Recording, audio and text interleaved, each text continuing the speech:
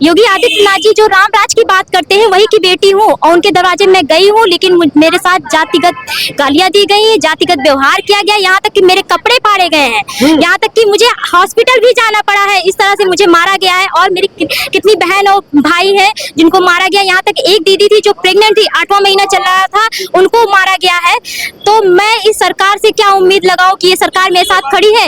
वही अयोध्या की बेटी चिल्ला चिल्ला कर न्याय की मांग कर रही है, लेकिन उसे न्याय नहीं मिल रहा है। हम लोग पिछड़े दलित हैं, इसकी सजा हम लोग आज भुगत रहे हैं। अगर आज हम सामान्य वर्ग के होते तो आज हम लोग अपने विद्यालय में होते और हम लोग नौनिहालों की जिंदगी संवार रहे होते। तो आपको क्या लगता है संस्कारी पार्टी में पिछड़ों का सम्मान नहीं है? बिल्कुल नहीं है। अगर सम्मान होता तो आज हम अपने विद्यालय में होते, हमें न्याय मिलता। 640 दिन इको गार्डन में संघर्ष किया है, भूख हड़ताल तक रखा। यहाँ आप अयोध्या के रहने वाली हैं? जी जी। आप देखिए अयोध्या के रहने वाले हैं, प्रभु राम की नगरी से है और प्रभु राम की नगरी से है और अखिलेश यादव कार्यालय है, इनको भाजपा कार्यालय जाना चाहिए था। आप प्रभु राम की नगरी से हैं तो आपको भाजपा कार्यालय जाना चाहिए था, मुख्यमंत्री जी से मिलना चाहिए थे, वहाँ न्याय की ज्यादा उम्मीद है। ये तो विपक्ष में, ये आपकी कैसे मदद करेंगे? साथियों नमस्कार, मैं वीर और आप देख रहे हैं काकोरी दंगल। दोस्तों इस वक्त मैं लखनऊ में समाजवादी पार्टी के प्रदेश कार्यालय के बाहर मौजूद हूँ और आज शिक्षक लोग आए थे, उनसे अखिलेश यादव जी की कहीं न बैठक हुई। क्या नाम है आपका?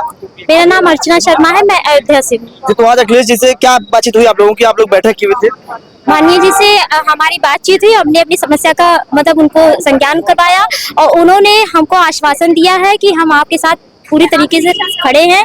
जहां तक की लड़ाई हम लड़ सकते हैं लड़ेंगे, चाहे वो सुप्रीम कोर्ट का हो चाहे जमीनी स्तर का हो, हम आपके साथ हमेशा संघर्ष में साथ खड़े हैं। अभी आपने कहा आप अयोध्या के रहने वाली हैं? जी जी। आप देखिए अयोध्या के रहने वाले हैं, प्रभु राम की नगरी से है और प्रभु राम की नगरी से है और अखिलेश यादव कार्यालय है, इनको भाजपा कार्यालय जाना चाहिए था। आप प्रभु राम की नगरी से हैं तो आपको भाजपा कार्यालय जाना चाहिए था, मुख्यमंत्री जी से मिलना चाहिए थे, वहाँ न्याय की ज्यादा उम्मीद है। ये तो विपक्ष में, ये आपकी कैसे मदद करेंगे? जी जी बिल्कुल, आप सही कह रहे हैं कि हमें वहाँ जाना चाहिए था और हम गए भी।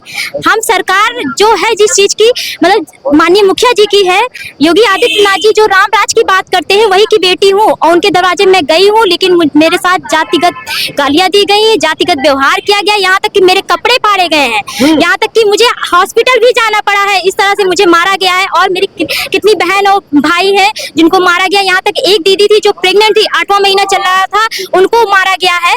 तो मैं इस सरकार से क्या उम्मीद लगाऊं कि ये सरकार मेरे साथ खड़ी है।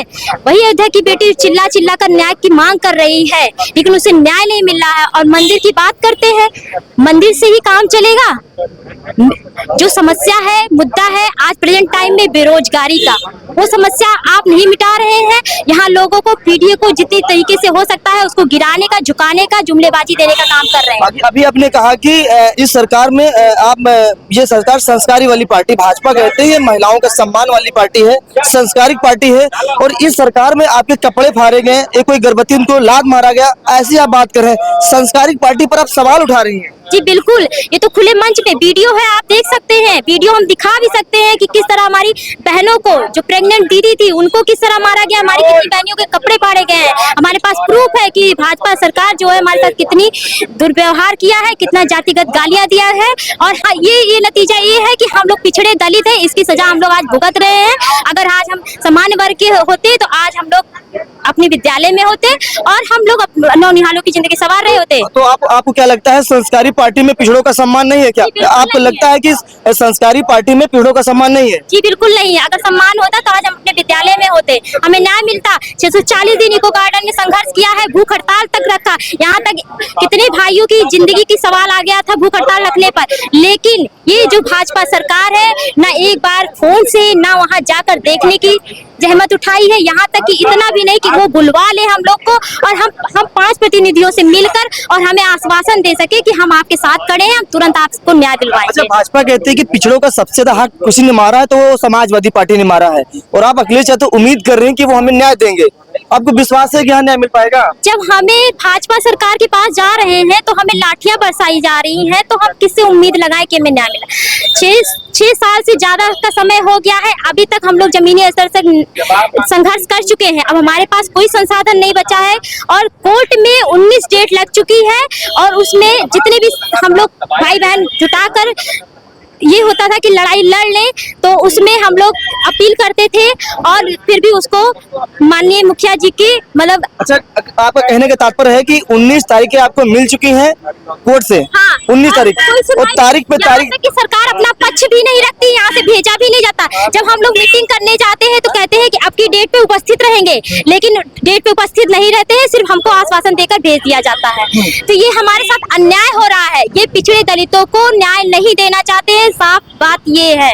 लेकिन हम लोग भी अब हटने वाले नहीं, पीछे हटेंगे नहीं। संघर्ष तब तक करते रहेंगे जब तक न्याय नहीं मिल जाएगा और हम सुप्रीम कोर्ट से जीत कर दिखाएंगे इनको। तो भाजपा कहती है कि अगर सबसे ज्यादा महिलाओं का सम्मान किसी पार्टी में है तो वो भाजपा में महिलाओं का सबसे बड़ा सम्मान है, ऐसा वो लोग कहते हैं। और आप पिछड़े समाज के होकर भी ये बात कह रहे हैं। अगर सम्मान होता, आप अगर सम्मान होता तो आप भैया, आप भी बराबर मीडिया में बने हुए हैं, आपने कई जगह कवरेज किया होगा, हम लोगों ने कई आवाज को घेरा है और आप उसका प्रत्यक्ष प्रमाण देख सकते हैं कि कैसे बहन बेटियों के साथ जातिगत व्यवहार किया गया है, कैसे उनके कपड़े फाड़े गए हैं। अगर सम्मान होता तो बहन बेटियों को बुलाया जाता, उनकी बात सुनी जाती, उनको न्याय देने का आश्वासन दिया जाता, लेकिन कुछ नहीं, सिर्फ आश्वासन तो दिया जाएगा 100 मीटर दूरी पर, यही सपा गले के पीछे 100 मीटर। आप सवाल सुन लीजिए, सवाल सुन लीजिए, उसके बाद आप जवाब दीजिए।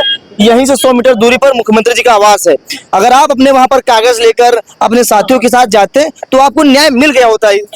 गए हैं, आपको शायद पता नहीं होगा, हम लोग कई बार जा चुके हैं, लेकिन वहां से सिर्फ हमको लाठियां बरसाई गई और भगा दिया गया गाड़ी में भरकर। और जेल, जो इको गार्डन जो जाना जाता है, वो जेल है वो हम लोग के लिए, और वो वहां ले जाकर हम लोग को भूसे की तरह, कूड़े की तरह फेंक दिया जाता है। तो ये जनता दरबार की ये सच्चाई है, ये सच्चाई यही है। सच्चाई है जनता दरबार की। यही सच्चाई है।